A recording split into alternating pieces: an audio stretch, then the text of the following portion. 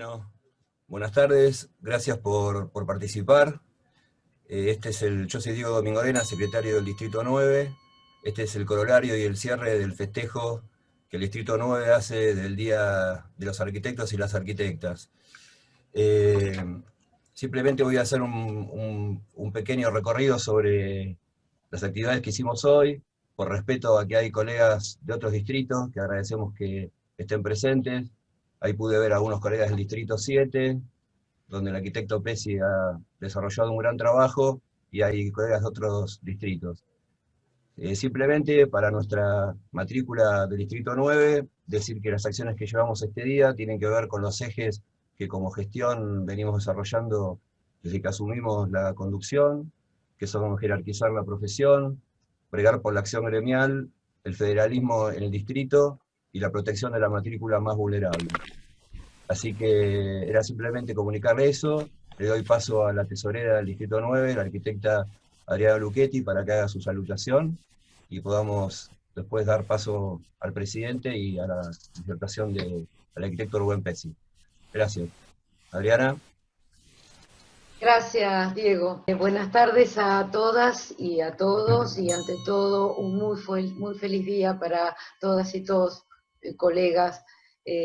Aprovechamos también esta fecha para realizar el lanzamiento de algunas acciones que veníamos generando, tales como, por ejemplo, brevemente les comento, el CAPA Plus, que es una aplicación que al día de hoy cuenta con más de 100 empresas e instituciones que van a ofrecer los productos o servicios con importantes descuentos exclusivos para toda la matrícula del Distrito 9. Esta aplicación va a generar una tarjeta de tipo digital, y con su presentación y el DNI que acredita al matriculado, va a poder acceder a todos estos beneficios. Por otra parte, también lanzamos hoy una línea de crédito para la compra de equipos informáticos. Con lo indispensable que se han tornado estos elementos en las circunstancias que venimos transitando. También hemos creado un registro de profesionales, este registro estará ubicado en la página web y va a permitir el acceso no solo a todos los colegas, sino a la comunidad en general, de manera tal que aparece en este listado los profesionales clasificados por su especialidad, y por las delegaciones también. Si bien este beneficio está pensado para la matrícula en general, se apunta específicamente a impulsar a la matrícula joven, ayudando a que se inserte en la comunidad de manera profesional. Y por último, también aprovechamos en esta fecha para dar a conocer el anteproyecto que ha llevado a cabo un estudio que concursó, que salió sorteado a tal fin, de jóvenes arquitectos, un anteproyecto para una propiedad ubicada en la calle Funes, que fue gentilmente donada por el arquitecto Cova, y que tiene como objetivo conformar un espacio que en el momento en que podamos reunirnos sea el lugar amplio que nos merecemos, con todas las comodidades, con espacios para coworking, bueno, y un montón de beneficios para toda la matrícula. Así que bueno, brevemente y contándoles más o menos todo lo que lanzamos a partir del día de hoy, le doy lugar al presidente, el arquitecto Eduardo Agüero. Gracias. Bueno, muchas gracias, Adriana. Bueno, feliz día para todas las arquitectas y arquitectos.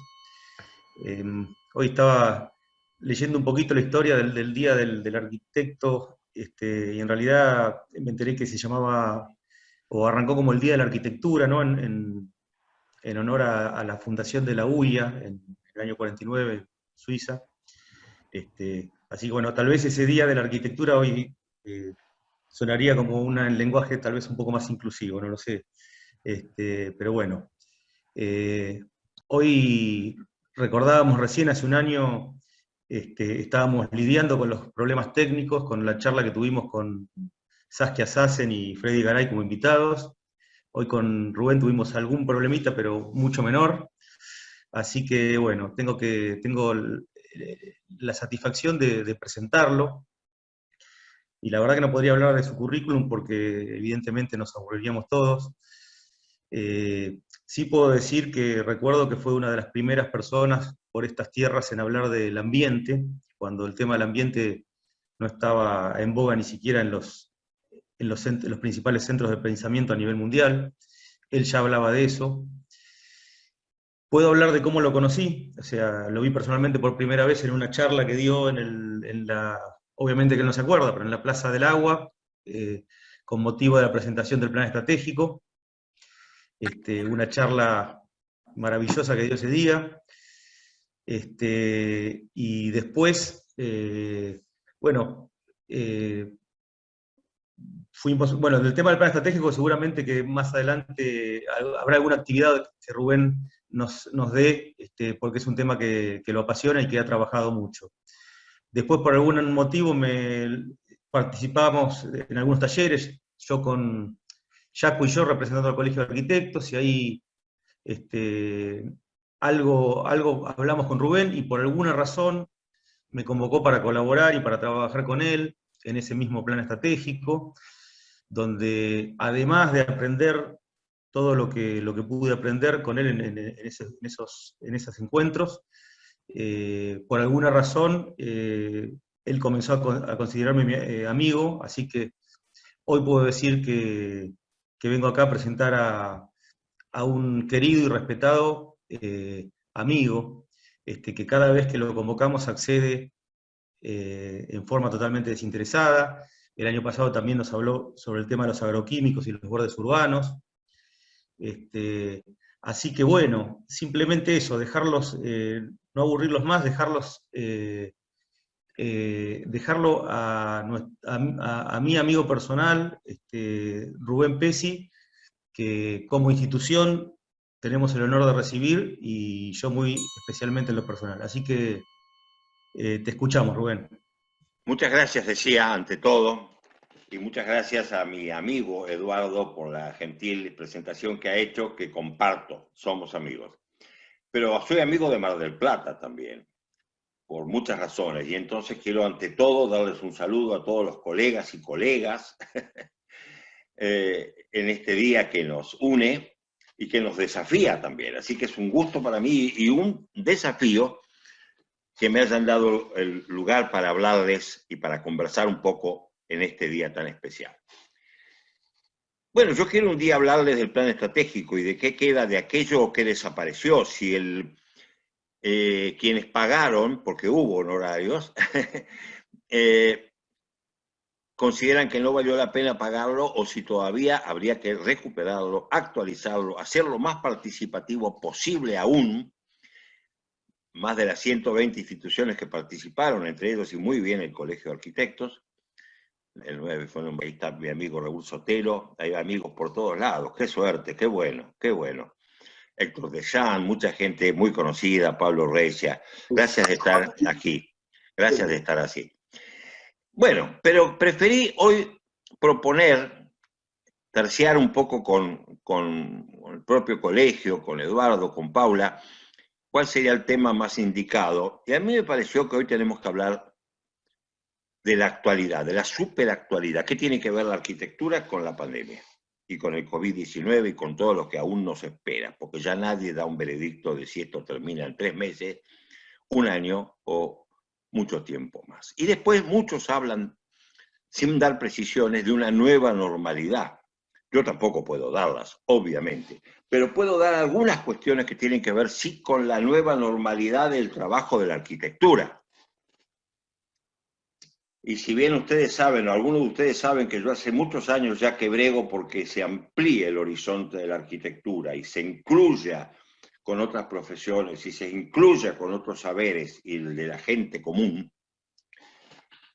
Sin embargo, hoy creo que concretamente y aterrizando, tenemos que hablar de la situación del arquitecto, de todos ustedes y de muchos más. Entonces, les voy a presentar unos breves comentarios. Adelante, si pueden pasar el PowerPoint que preparé. Les voy a hablar, va a ser comentarios. Me atreví a poner la palabra comentarios, porque mucho más no podemos hacer hoy. Yo cada vez estoy más volcado a aquello que una vez dijo Descartes, el gran filósofo y científico francés. Solo sé que no sé nada, cada vez sé menos, cada vez lo que he acumulado y conformado con mi conocimiento, mi temperamento, mis obras, cada vez me dicen que solo sé que no sé nada.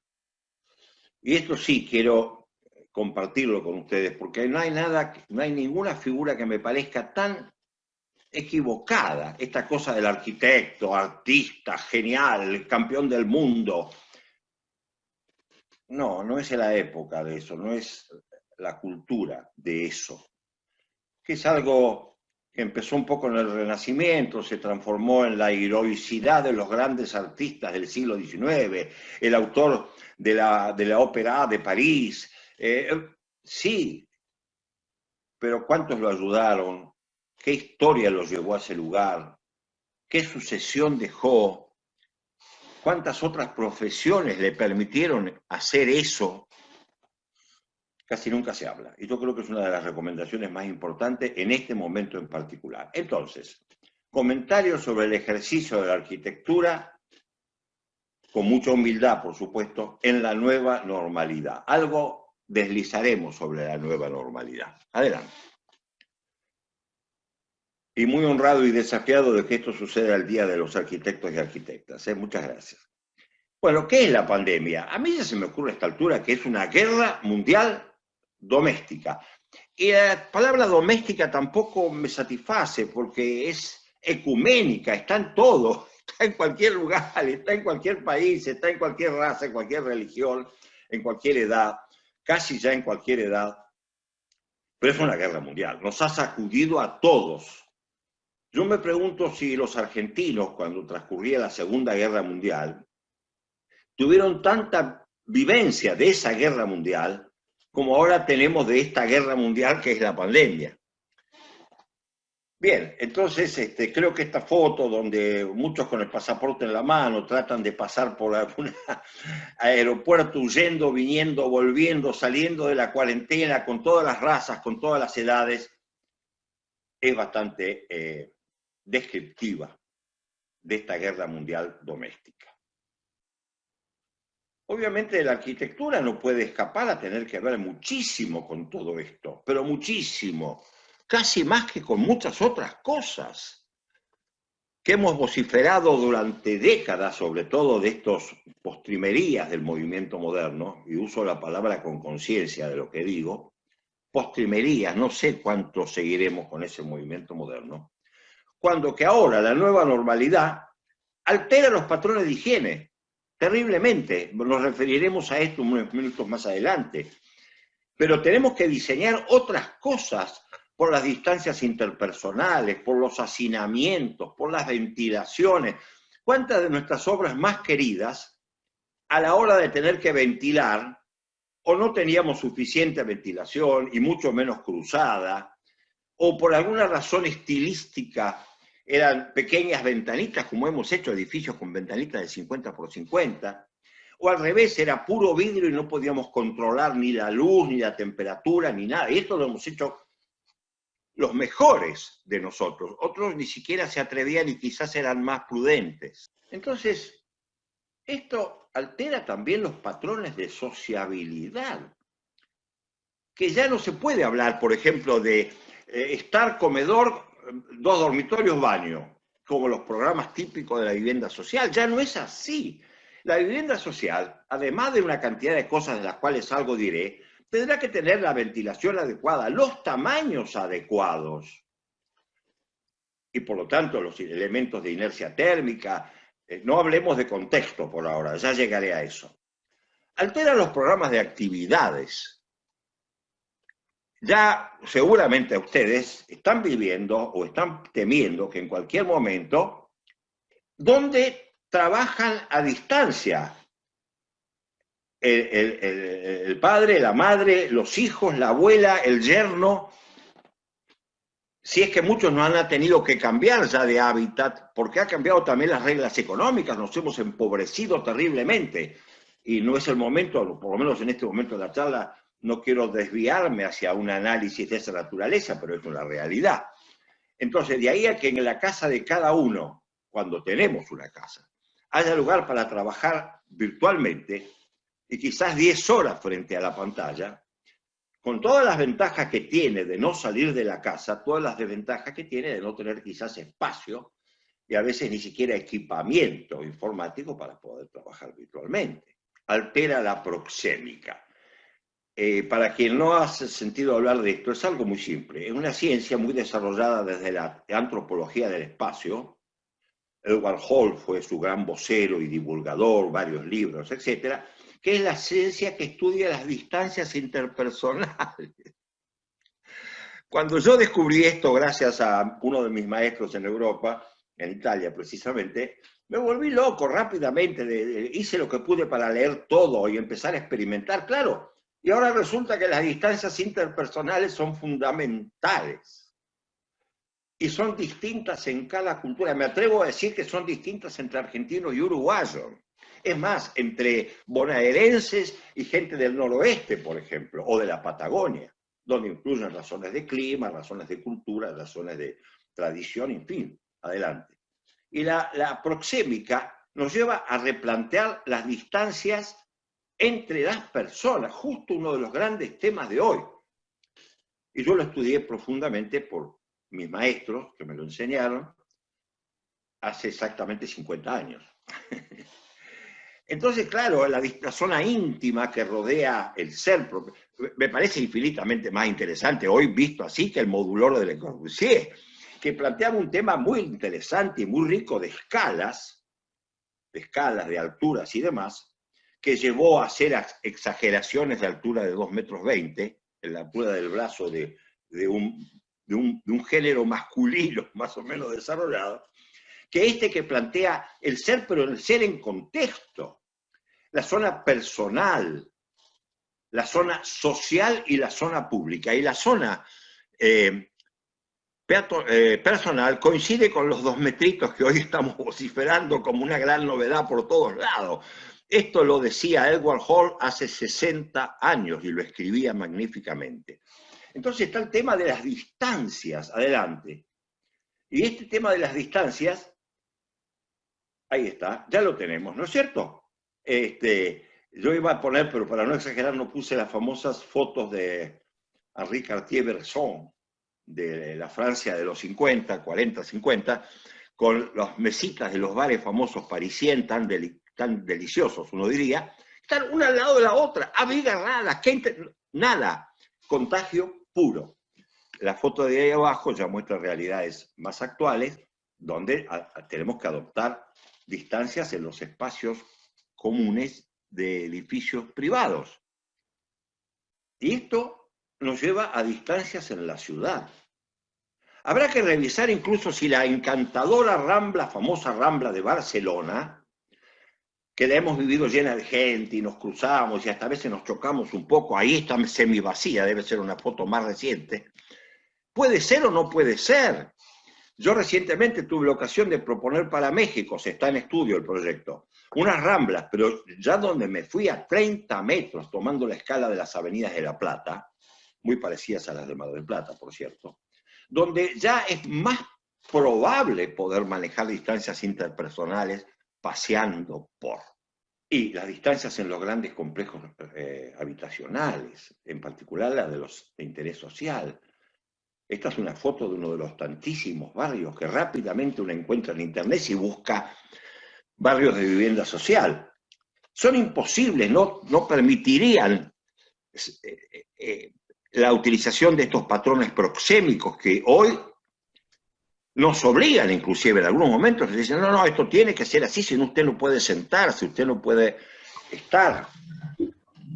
Media Mar del Plata habría que revisarla a la luz de las distancias interpersonales en los espacios públicos y en los grandes complejos habitacionales.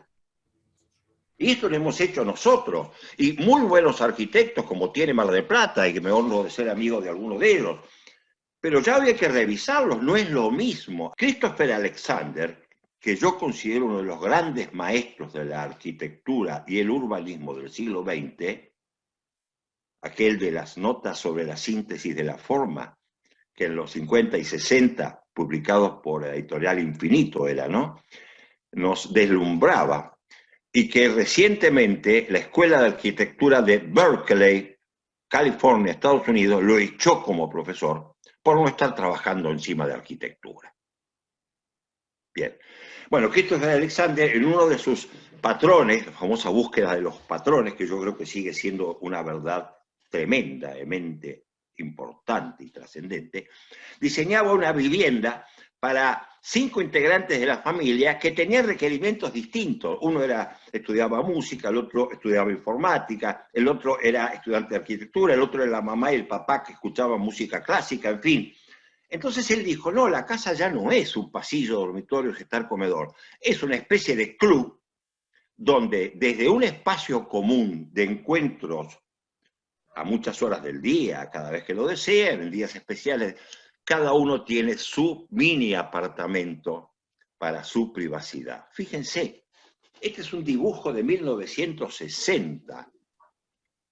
Algunos quizás se dieron cuenta, hicieron alguna arquitectura, alguna casa, algún edificio pequeño atendiendo estos requerimientos. Otros no nos dimos cuenta. Yo asumo también mis propios errores y responsabilidades. Pero entonces esa casa club, Alexander hizo muchas cosas interesantes en la misma línea. Un sitio de recreo, un restaurante cerca de Viena, porque es de origen austríaco, formada por estas estufas, que son estos lugares de sentarse que todavía en Mar del Plata, con una mesa en el medio y unos paramentos laterales. Bueno, es prácticamente lo que hoy tenemos que hacer para poder estar en un espacio común. Y él se dio cuenta hace 60 años. Por eso digo que es mucho más grande de algunos que experimentaron unas formas novedosas que hoy quedaron desaparecidos del escenario. Y claro, aparecen, yo busqué imágenes para representar esto que tendríamos que empezar ya a practicar. Y aparece como una ciudad ideal de la pandemia, edificios pequeños, rodeados de parques, en calles amplias. Bueno, no sé si es un modelo de convivencia, no sé si es un modelo de ciudad de espacios abiertos, no sé si es un modelo post-Team 10, Smithson, etcétera, etcétera, etcétera. Capaz que es hasta feo. La arquitectura de muchas ciudades europeas, recuerdo en particular la de Roma, son palacinas, son edificios de 4 pisos rodeados de un poco de jardín que, sumando el jardín de al lado, en definitiva hacen un tejido bastante sano, bien ventilado, de escala humana. Bueno, esto aparece algo por el estilo 150 años después de aquellos modelos usados en Europa. El dibujo de arriba es casi cómico, ¿no es cierto? Una habitación con una mampara que divide en dos y que puede ser familiares, pueden ser amantes, pueden ser... Están separados en las camas, pero la mano tiene que casi llegar a tocar los dedos del otro, y definitivamente el baño está en un lado y no en el otro, porque tampoco van a multiplicar el baño. ¿Es un dormitorio de los que conocemos o es otra cosa? Y seguro que necesita más metros cuadrados que los 9, 10 metros cuadrados, 12 metros cuadrados que todavía permiten nuestras legislaciones. Fíjense que les estoy planteando más preguntas que respuestas, porque creo que es lo que conviene hacer. Y habría que crear un seminario de 4 meses, especialmente, lo hacemos, si querés, Eduardo, lo hacemos juntos, para desarrollar en profundidad esto y ayudar a todos ayudarnos a todos a descubrir el camino. Requiere revisar el programa de necesidades, la cantidad de metros cuadrados, la vivienda mínima, me parece que hay que eliminarla del repertorio y buscar otras soluciones económicas para dar una vivienda en la nueva normalidad. Y no la solución económica ser cada vez menos metros cuadrados, cada vez más lejos de la ciudad, cada mes sin ciudad, cada vez menos. Las ventilaciones es una de las condiciones tremendas para este asunto. Yo mismo estoy revisando mis propias obras, ahora estoy dentro de una obra mía, La Media Luna, y sí, yo le puse ventanas y puertas a la antigua, una en cada pared, y altas para que ventilen por arriba, y el techo es alto. Esta obra tiene 30 años, pero yo la inspiré más en la arquitectura criollita de las casas chorizos, de las casas campestres, que en lo que se llamaba la arquitectura moderna. Y por suerte ventila perfecto. En verano, o por la necesidad de la pandemia, o por el gusto de estar unido con el exterior. Las instalaciones especiales, porque todo esto también tiene que ver, como decíamos antes, con la higiene, por ejemplo, y con el consumo del agua, y con el consumo energético de las casas. La arquitectura llamada sustentable o bioclimática es una contribución en esta línea, que no se ha desarrollado casi nada. Pero de todas maneras es una parte del conjunto, una parte del conjunto.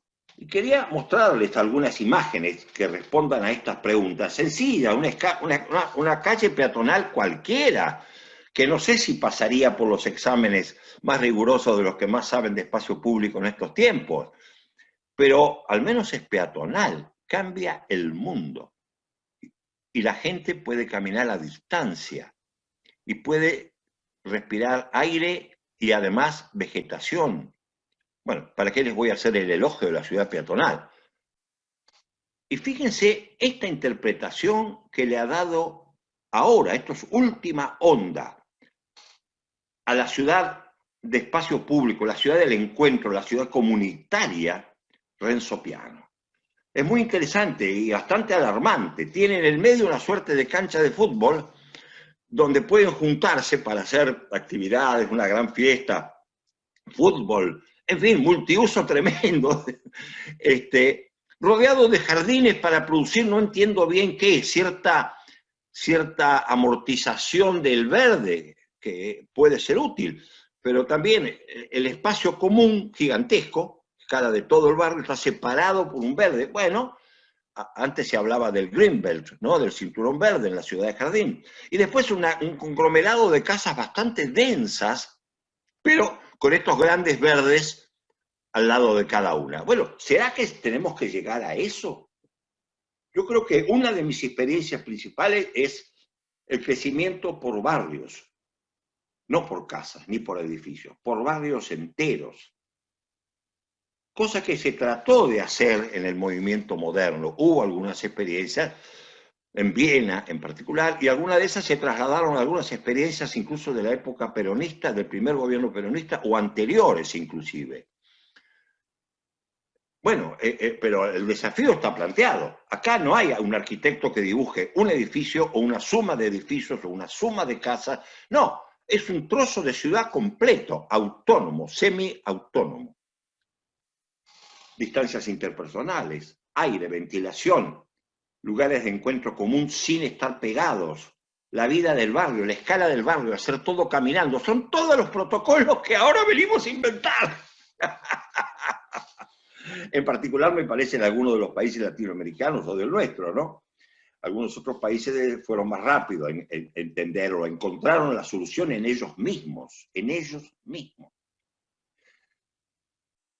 O, ¿qué hacemos con la gran ciudad? La foto de la izquierda es Monterrey, donde por muchísimos kilómetros y para 5 millones de habitantes casi no hay espacio público. Lo que se ven ahí, unas líneas verdes, son apenas avenidas, algunas más bonitas, otras muy poco, ruidosísimas, congestionadas, etc. Bueno, en ese universo nosotros pudimos diseñar y construir, está construido, ha sacado varios premios más ya, un barrio entero, vía cordillera, donde hay verde protegido, incluso en la zona de vivienda social, fíjense en el dibujo a la derecha al centro. Es un arroyo, paseos peatonales, no entran autos, en todo este conjunto no entran autos, pasan por la avenida que existía, preexistente, pero después uno hace todo peatonal. El contraste entre esto Y lo que vemos a la izquierda es contundente. Es decir, los arquitectos podemos evolucionar hacia una mirada más profunda, a una reflexión crítica, a una renovación de nuestros conocimientos. Y después se obtienen premios, y muchos. Pero menos transportes en el concurso de ciudades sustentables, sostenibles, que se hizo hace poco y donde, junto con la organización MAR de Mar del Plata, mi fundación CEPA, sacamos el segundo premio, proponíamos precisamente esto, entre otras varias medidas. El automóvil para distancias medias y largas. Dentro de la ciudad, barrios, calles de 30 kilómetros máximo, pero ya no una pequeña calle peatonal de comercio, que tiene su valor, pero ahí terminó. No, una forma de vida peatonal y la bicicleta como complemento magnífico. Menos transporte, sí. Escala de velocidad 30 kilómetros, distancias de 500 a 1000 metros máximo de radio, barrios, ensanches completos, menos masificación. No me satisface ninguno de estos ejemplos que tomé. Algunos son de Argentina, otros son de Estados Unidos, otros son de Europa, notablemente, pero siempre esta cosa más bien de viviendas más o menos densas. La de arriba son viviendas populares, aclaro, las imágenes de arriba. No 30, ni 50, 70, 90, 100 metros cuadrados. Y hay que financiarlos con el esfuerzo público y el esfuerzo privado. O ejemplos más magníficos como esas casas sin hilera en un pueblo de Noruega, en fin, ¿no? Tenemos que ir a una forma de vivir menos masificada y de contactos interpersonales, como pasear por esos riberas, por esos jardines, facilitados, sin masificación, sin ruidos alarmantes, sin tráfico, sin contaminación. Entonces, todas son preguntas, pero algo sabemos de las respuestas, habría que discutirlas, habría que convertirlas en un taller amplio. Y bueno, y la desgracia social de los asentamientos informales, donde ya algunos han crecido hasta 4 y 5 pisos, donde el problema principal, más allá de la estética arquitectónica o a veces los problemas tecnológicos y el riesgo de derrumbes, es la falta de salubridad. O sea, la tarea del arquitecto no es hacer caños. Qué lástima. Un gran arquitecto argentino, Vicente Esperanza, decía que la primera arquitectura de la ciudad son las infraestructuras, y se refería fundamentalmente al saneamiento. Y en esa línea, teniendo saneamiento, aún hay que discutir cómo vivir. ¿Serán las casas aisladas? El lotecito de 8 por 20, o si es ya clase media de 10 por 30, es la ilusión de la vida de tantísimos argentinos, utilizando mal el transporte, utilizando mal la ciudad, utilizando mal los materiales. ¿O será lo que hizo el Premio Nacional de Arquitectura de Chile, mi querido amigo y gran arquitecto Edward Rojas, que ahora junto con él estamos haciendo un ensanche de Ancud, en Chiloé, en la Patagonia, y fuimos yendo hacia la vivienda colectiva? Todo en madera, todo prefabricado, todo identitario, discutido con los pobladores, pero de 4 pisos de altura. Y en la planta baja y el centro hay un gran patio cubierto por vidrio, como corresponde a ese clima difícil, muy lluvioso, etcétera, pero que ofrece en planta baja un espacio de vida en común formidable. ¿Cuál es el modelo? Nos van a decir, la gente prefiere el de arriba, porque los de abajo están mal hechos en general, sin identidad, sin escala, colectivizantes y no comunitarios. Bueno, este es el barrio, precisamente, el que estamos haciendo en Chile, y esas viviendas que mostré de Edward Rojas están acá bien a la izquierda, en una pequeña colina. La escala de estos son 60 hectáreas. La población alta, 4 o 5 mil habitantes. Grandes parques en el medio, viviendas sociales, condominios sociales, equipamientos culturales, equipamientos educativos, todos conviviendo en ese gran parque central. El parque es la riqueza y no la casa individual, porque con ese parque las casas son mucho mejores. Y abajo, la idea, ¿cuál es? No hacer barrios sueltos, hacer ensanches de la ciudad, porque la ciudad tiene mucho de las necesidades de la nueva normalidad. Ahí lo ven, esto es Ancud, la península magnífica en la isla de Chiloé, y se fue poblando de barrios sin identidad. Fíjense en la imagen de arriba, el dibujo viene de izquierda, te ven casas abigarradas, sin espacios comunes, sin nada, y fíjense el contraste con la imagen de la derecha. Y con una arquitectura, ya hablamos ya del edificio, profundamente chilota, como ellos la llaman. Ensanches completos. Esta debería ser la política habitacional. Señores, creo que más o menos completé en el tiempo previsto esta charla. Pero ustedes ven, la charla es más que nada una provocación, una cantidad de preguntas, algunas certezas que empiezo yo a tener, o nuestro grupo de la Fundación CEPA empezamos a tener, compartidos con charlas que he tenido con un Eduardo Agüero o con Raúl Sotelo del Canva 7, por ejemplo. Tenemos que aprovechar esta gigantesca oportunidad para replantear el ejercicio concreto de la arquitectura en el hoy y ahora. Me encantará tener preguntas y debatir con ustedes. Muchas gracias. Gracias, Rubén. Publicamos un número de WhatsApp para las preguntas que ya empezaron a llegar, así que se las voy a formular.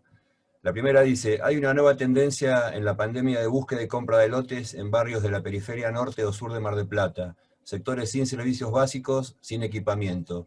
¿Crees que esta tendencia va en contra de una planificación sostenible? Bueno, por suerte la pregunta la he respondido ya con la charla. No, no es lo peor que hay que hacer. Además es una profunda deseconomía, después no pueden pagar muchas cosas. Las distancias y los costos de transporte, sea el cochecito individual, sea el transporte público, sea lo que sea, tal como está diseñada Mar del Plata, ¿no? No es una ciudad hecha para que todo sea transporte público de pasajeros y masivo. La segunda cosa es que después genera costos de mantenimiento también imposibles de sostener. Pero la peor de las cosas es que a veces después la mujer y el hombre salen a trabajar y los hijos quedan solos, o algún viejito queda solo. Y esto en casos como México ya ha generado desastres antropológicos sociales. Bueno, esta pregunta en realidad es una afirmación también sobre lo que se dijo en la disertación. Dice, la arquitectura es en el siglo XXI lo que fue el movimiento moderno de la arquitectura en el siglo XX. Es el único camino de la arquitectura. Bueno, debe ser alguien que yo mandé a decirlo. Claro. No sé si es tanto, pero yo confío mucho, porque como es inspirada en el ambiente, eso es arquitectura, la construcción. El profesor no digo arquitectura, porque la arquitectura tiene que evolucionar. Como ha evolucionado las ciencias naturales hacia la ecología, por Dios. Como han evolucionado las matemáticas hacia la matemática cuántica, la visión de sistemas. ¿Cómo no va a evolucionar la arquitectura? Si nuestra vida ha evolucionado, la pandemia pone en crisis toda esa prédica de la autonomía de la arquitectura, toda esa prédica del glamour de la arquitectura, toda esa sensación de que somos superiores. Bien. Bueno, por ahora no están entrando preguntas. Me parece que el planteo de que había más preguntas que certezas está dejando a la gente pensando. Sí. Ojalá que sí. Estoy seguro que sí. Espero que sí. No, por ahí. Mientras tanto, sí. te hago una pregunta, Rubén, mientras van llegando más preguntas. Bueno, viste que a todos nos gusta predecir el futuro, ¿no? Sí. Y bueno, ya que te tenemos, bueno, me dan ganas de hacerte predecir el futuro. Con el tema de los centros de la ciudad, digamos, moderna, principalmente volcados a edificios de oficina, ¿no? Que hoy es un tema que se está replanteando tanto. ¿Qué pensás? ¿Qué movimientos crees que va a haber en los próximos años en estos centros administrativos, digamos, ¿no? de la ciudad moderna? Sí, la pregunta central, y me pido disculpas porque se me escapó en los ejemplos, pero es lo que más estoy sufriendo. Mi propia oficina en La Plata, 300 metros cuadrados, mi casa bastante premiada y divulgada, está vacía hace 1 año y medio. Es dramático el asunto ese. Olvídense, yo sugiero, de proyectar espacios de oficina, escuálidos o riquísimos, como estas torres de, ya no sé ni de quién son, de, ¿cómo se llaman algunos de estos franceses ilustres?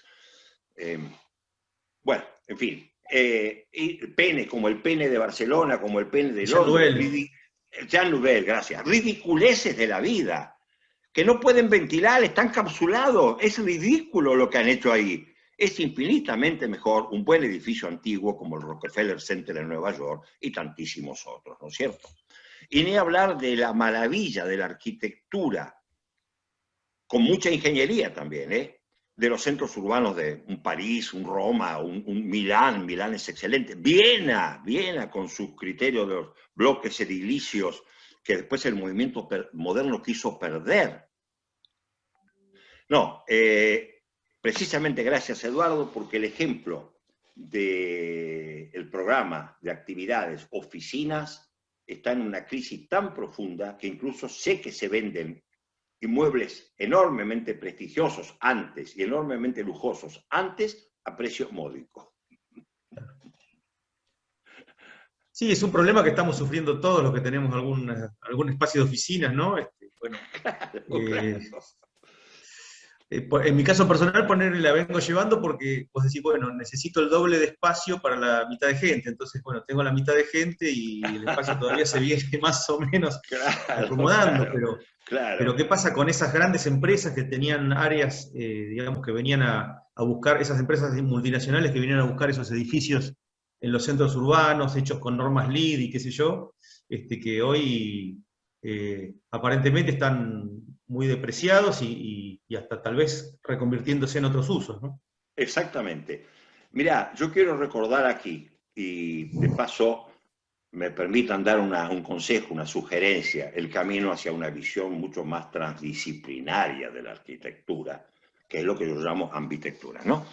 Porque nos lo dijo un investigador, Melvin Weber, que escribió hace 60 años Comunidad sin proximidad. A mí casi me irritó hace 60 años, porque al decir sin proximidad, parecía que este hombre creía en una vida norteamericana, encerrada cada uno en su cubículo, individualista y demás. No, él decía comunidad sin proximidad.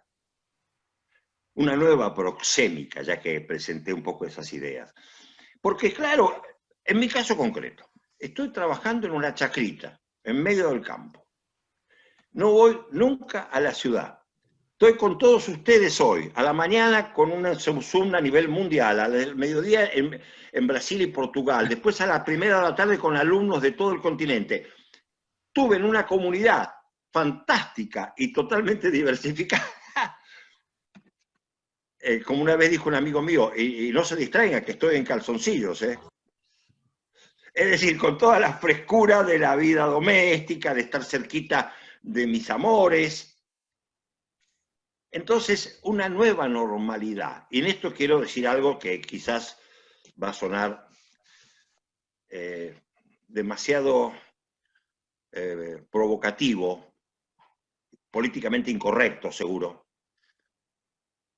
Hay que volver a vivir en el campo, señores. Hay que volver a vivir en el campo.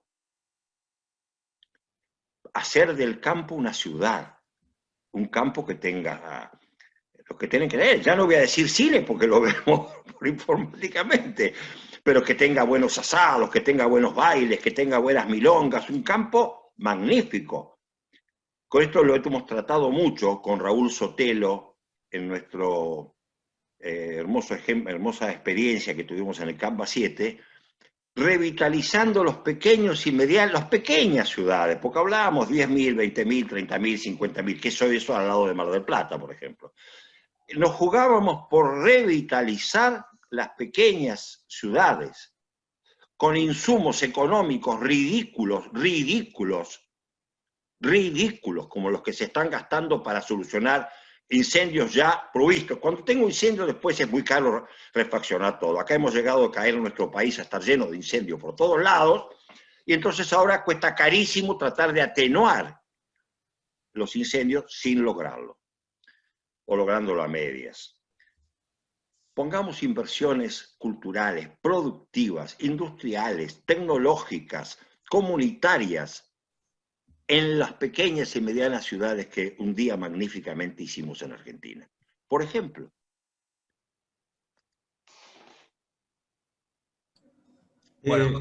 Hace un año...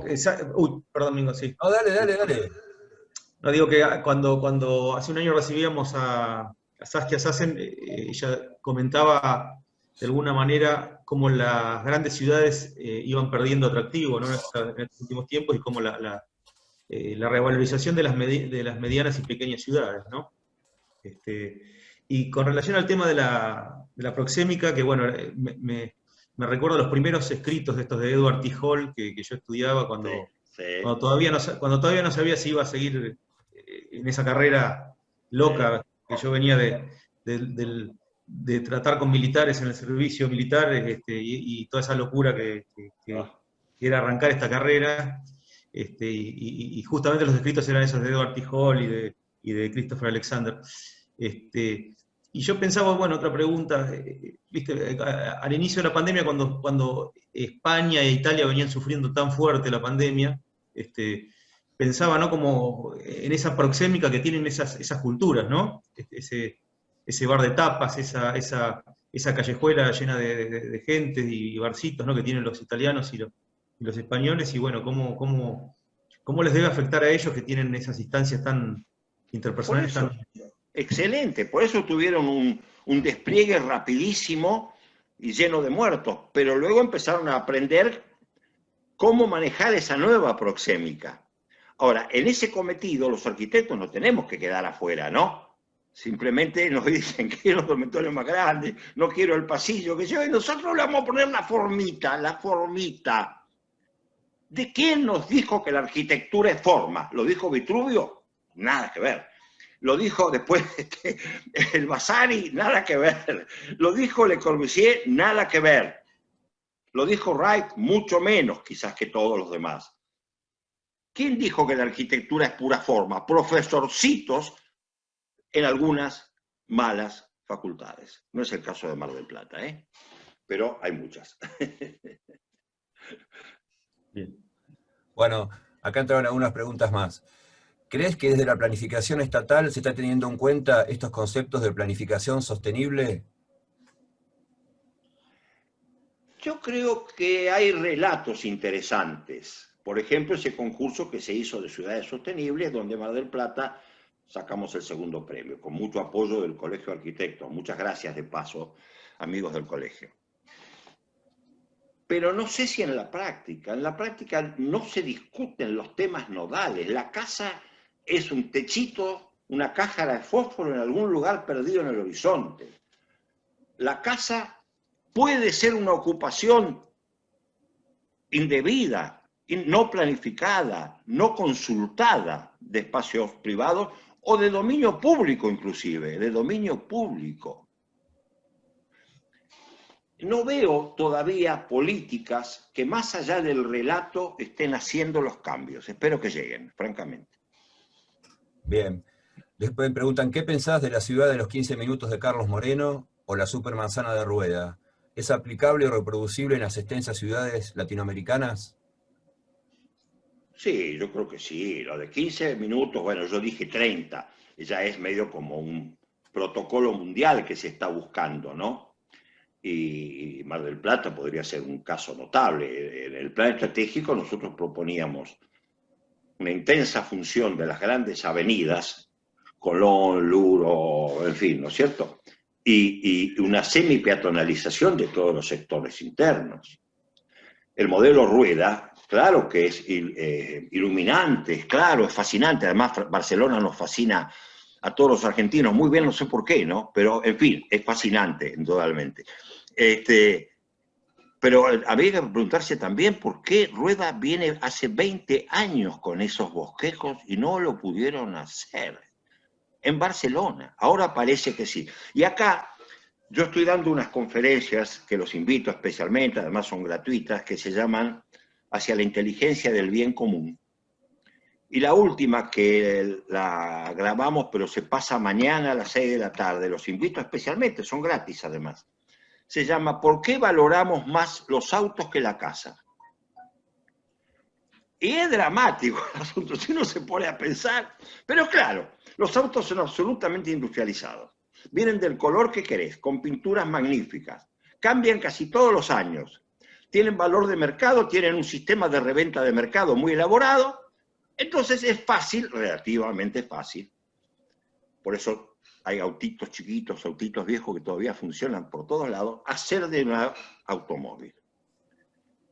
La casa cuesta mucho refaccionarla, ha sido hecha con técnicas ya obsoletas, se ha perdido la mano de obra.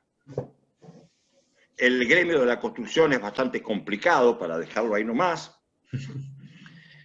Yo recuerdo lo que eran los albañiles hace 40, 50 años, la mayoría habían venido de Italia, de Polonia, etc. Eran maestros de obra realmente.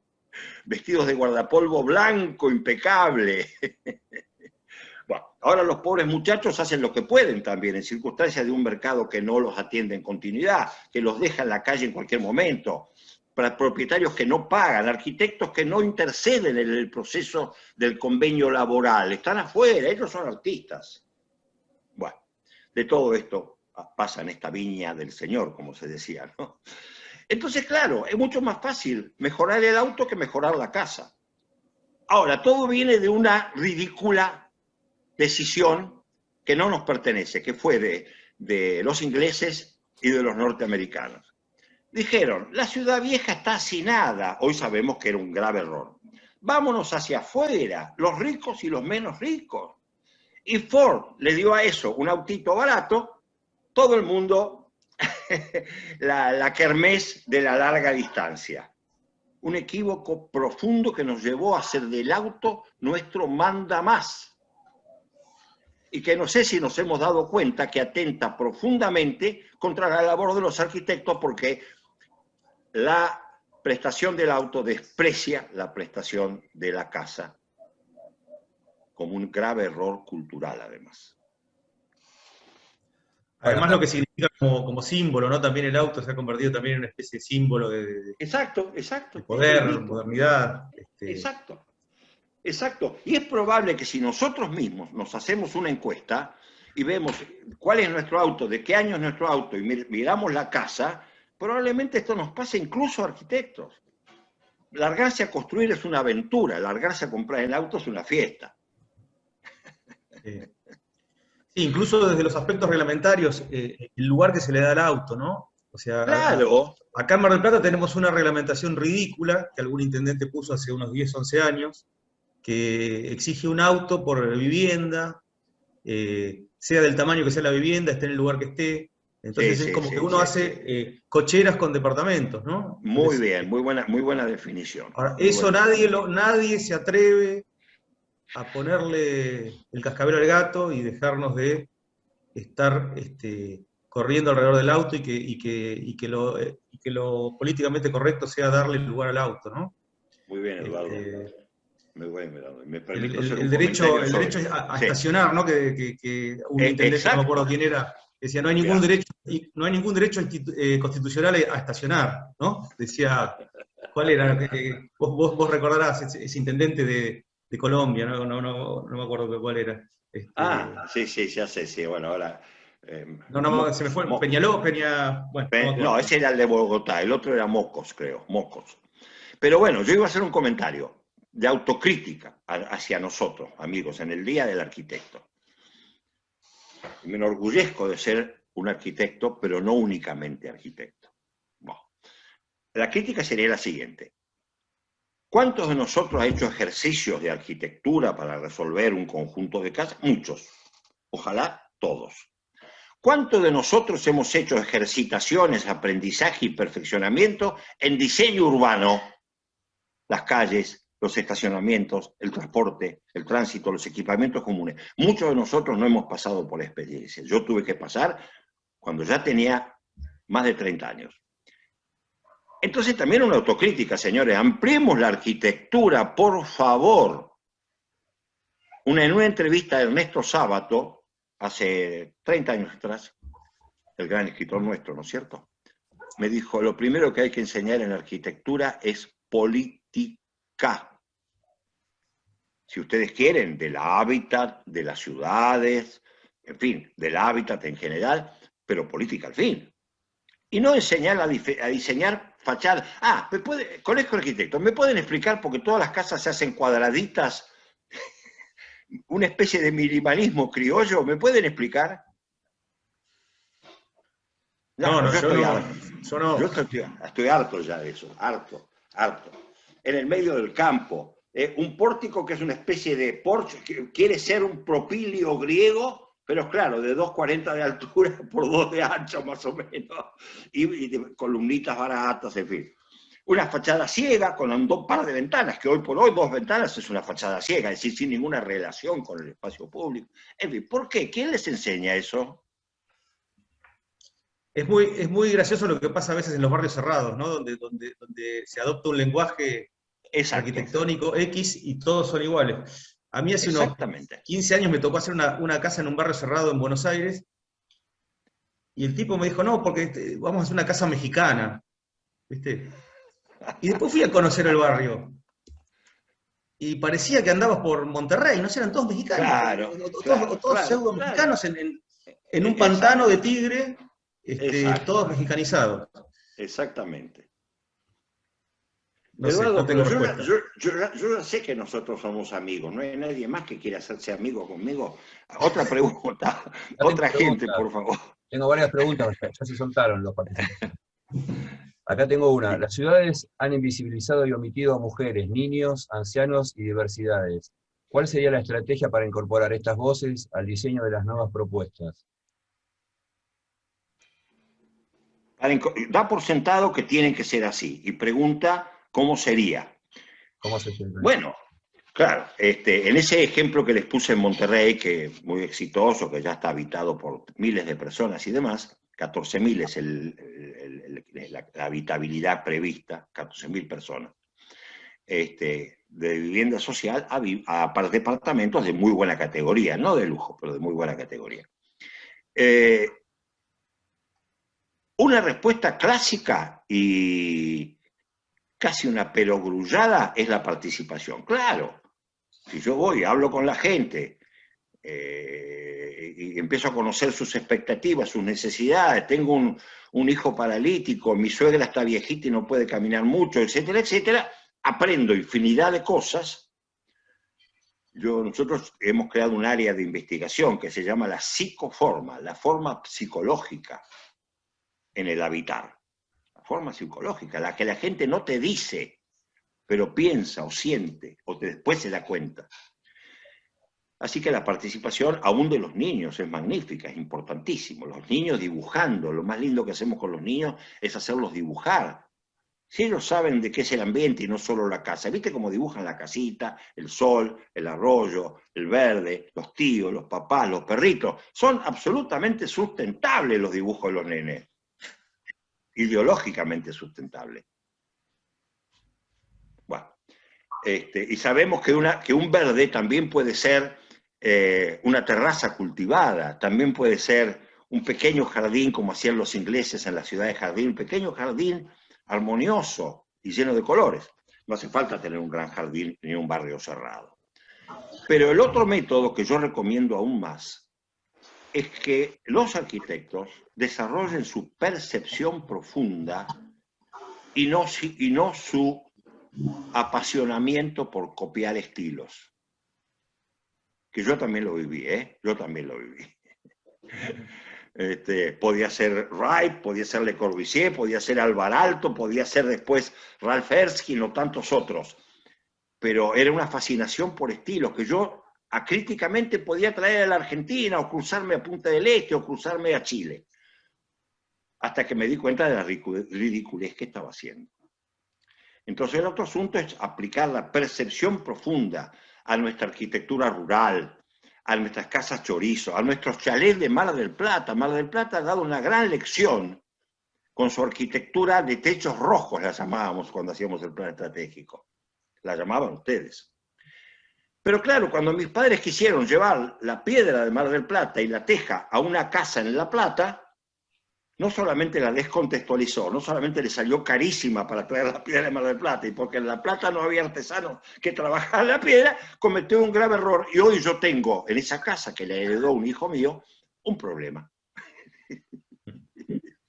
No es reciclable porque está toda trabada en techos, ¿no? Bueno, entonces, señores, lo mejor que lo tiene que enseñar la universidad es a percibir no las formas de la arquitectura, sino los lenguajes de comunicación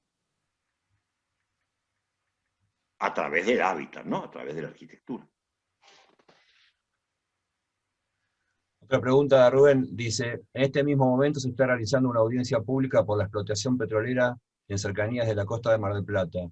¿Cómo conciliar estos proyectos con la necesidad de una nueva normalidad más resiliente? Bueno, lo que pasa es que lo que no es resiliente es la explotación petrolera, que justamente es uno de los prototipos de una economía insustentable, basada en recursos no renovables, que no tiene cuenta en las cuentas que no son circulares, no es la economía que no es circular, las contaminaciones que produce el uso del petróleo, ni todos los restos que va a dejar en la contaminación de los mares. Bueno, no voy a seguir con cosas que ustedes saben. Así que esta es la respuesta. Les pido que les diga algo. Yo no sé nada hasta que no busco las causas. Y entonces el problema ahí es insistir con la explotación de petróleo en lugar de estar invirtiendo en energía eólica, energía marítima, energía... y sobre todo en el menor consumo de energía, de energía no renovable sobre todo, ¿no? De cualquier tipo.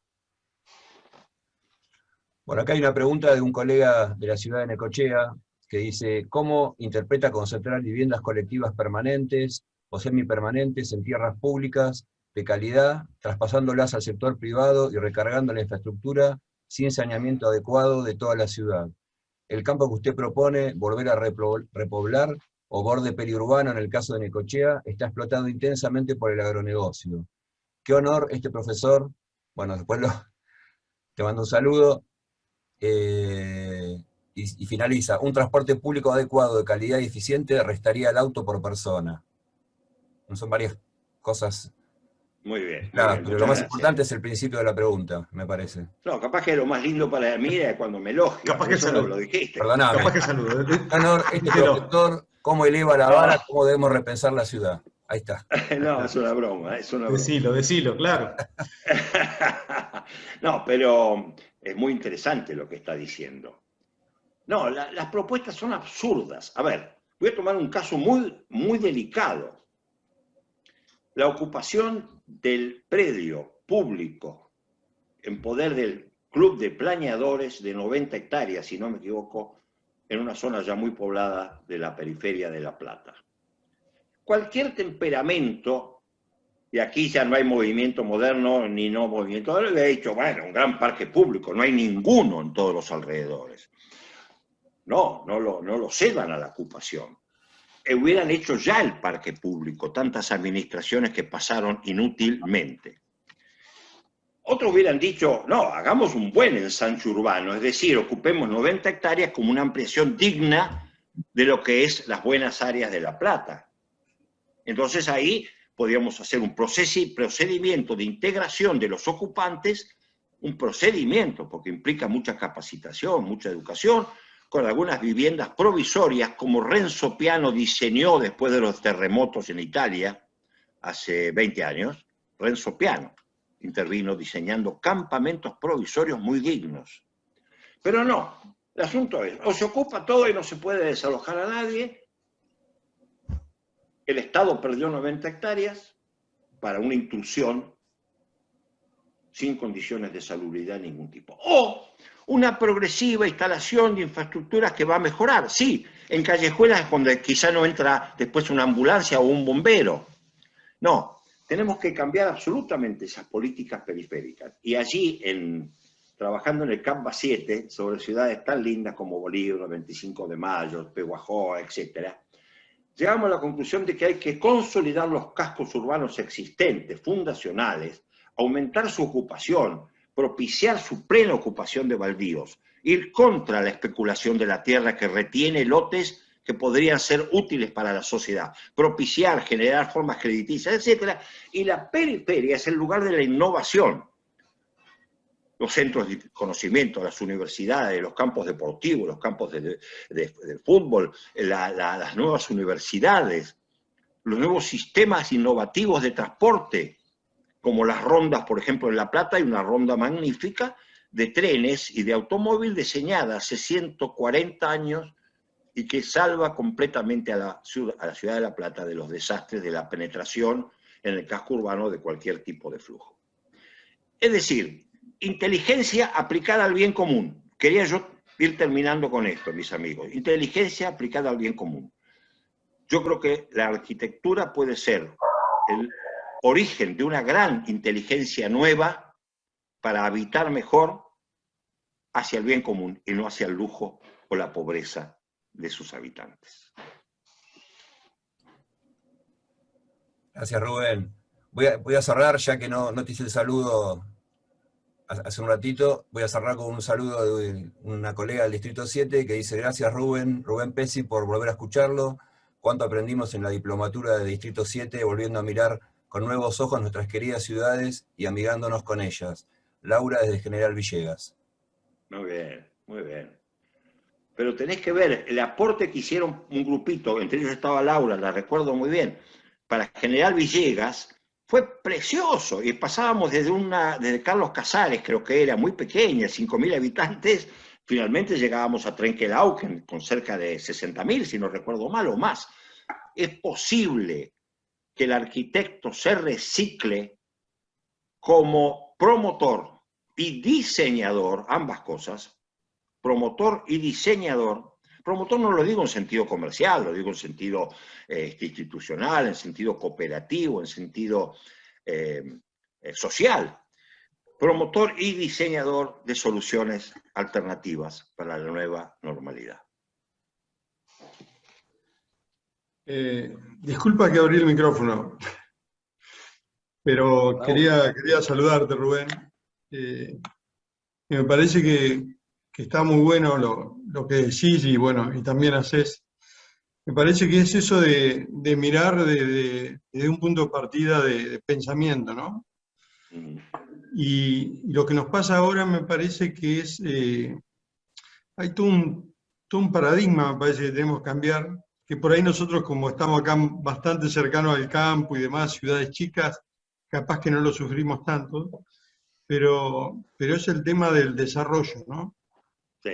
El desarrollo que viene ligado a una mirada que es ambición y consumo, y ahora todo pide salud y bienestar. Claro. Me parece que es la primera vez que estamos viviendo una época que nos pide que dejemos de construir, o que si lo hacemos, lo hagamos bien. Y me parece en eso está el desafío. O sea, seguimos pensando en cosas monofuncionales, o sea, nos enseñaron que una escuela es una escuela y que no sirve para otra cosa. ¿Cómo podemos cambiar desde la formación y de estos trabajos, cuando ya estamos formados, cambiar el eje de esa mirada, ¿no? Muchas gracias, Raúl. Trabajamos muy bien con vos, que lo sepan todos. Él era presidente en ese momento. Un día no sé qué se le ocurrió venirme a buscar para dar una conferencia y ese fue el pecado. De ahí estuvimos casi un año trabajando juntos y les recomiendo un buen libro que se llama La Nueva Ciudad Pampeana, que hicimos juntos. Yo quisiera decir algo al final. En una reciente entrevista a Foucault, uno de los grandes sabios del momento, ¿no? Él dijo, hay que cambiar todo, empezando por la enseñanza e incluso las universidades. Lo dijo él, no lo digo yo. Pero me parece urgente. Y lo que estoy diciendo, y es lo que estamos haciendo en la Fundación CEPA y en FLACAM, es hacerlo desde la escuela alternativa.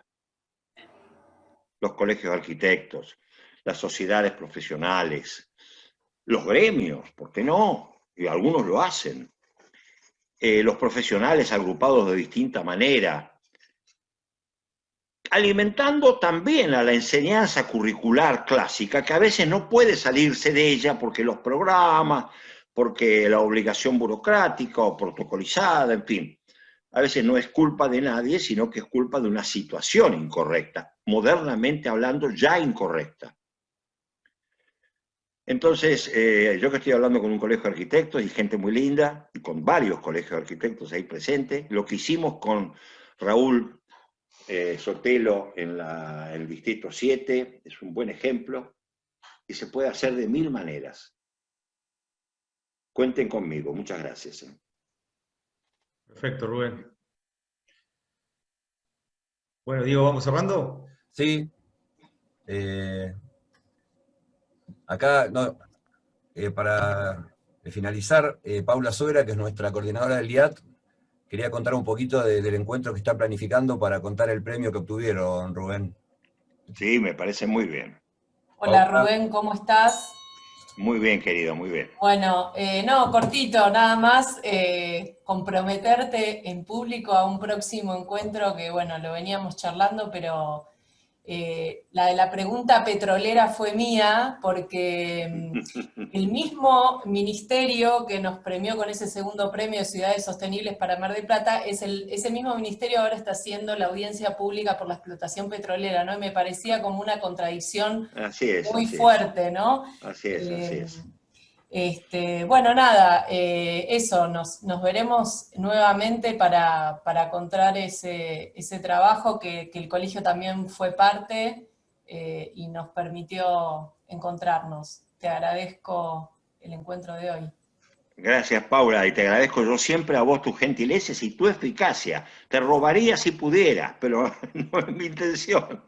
Nuestra, es nuestra. Ahora es nuestra. Ya sé, ya sé, ya sé. Bueno, gente, muchas gracias. Por mí nada más, un abrazo. Un abrazo, un abrazo. Bueno, ¿vamos cerrando, Diego? Sí, sí, por mí, gracias, Rubén, por el tiempo que nos dedicaste y está demostrado lo convocante que sos, la cantidad de gente que se sumó, así que seguiremos trabajando, esa es la propuesta. Escúchame, sos el único orador que termina con más gente de la que empieza. Sí. Qué bueno, No sé, qué lindo dato. Se va corriendo la bola, me parece. Y bueno, escúchame, y lo que acabas de decir que dijo Foucault, lo dijo Marina Porrúa justo en el chat unos minutos antes. Hay que repensar las universidades. Ah, mirá vos, muy bien, así es. Y después, bueno, hay un montón de saludos que han ido dejando. Bueno, Pablo Recio, que se tuvo que ir hace unos minutos. Ah, lo aprecio mucho, mucho. Héctor Dellán, bueno, y algunos que me estoy olvidando. Pero bueno, muy bien. Has recibido muchos saludos además y bueno, todas palabras elogiosas. Así que muchas gracias, amigos. Muchas gracias realmente. Y hablamos de nuevo para hacer otras cosas. Muchas gracias. Dale, muchísimas gracias y bueno. Un abrazo, un abrazo. Feliz día para todos. Feliz día del arquitecto para todos, claro. Adiós, adiós. Gracias.